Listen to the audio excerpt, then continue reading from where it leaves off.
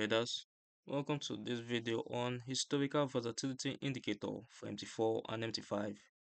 These two measures how much price has fluctuated over a past period so you can quantify market volatility and adapt position sizing, strategy choice, and expectations accordingly.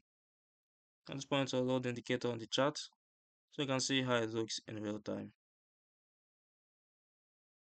Now, the Historical Volatility Indicator is typically plotted in a sub-window as a line that rises and falls as volatility expands and contracts over time, as we can see here on the chart.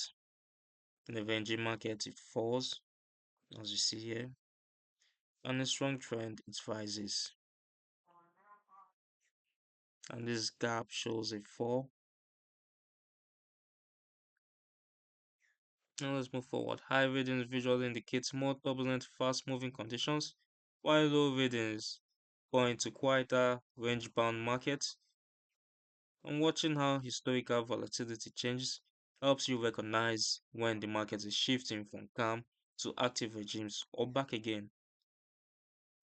If we check its inputs or settings, we have the period for volatility,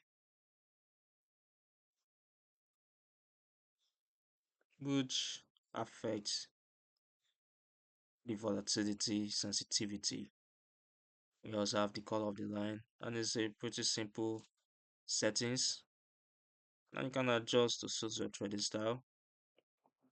Now, who is it for? The historical volatility indicator is suited to traders who adapt their strategies and risk to changing volatility, such as adjusting stop distances, position sizes, or whether to favor breakouts versus mean reversion approaches. It is backward looking by design and cannot predict future volatility on its own. It should be used together with price structure, news awareness, and a clear risk management framework.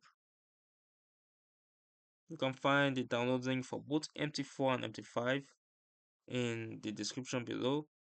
You can also read more about the historical volatility indicator, calculation details, and practical trading applications at the Forex Geek.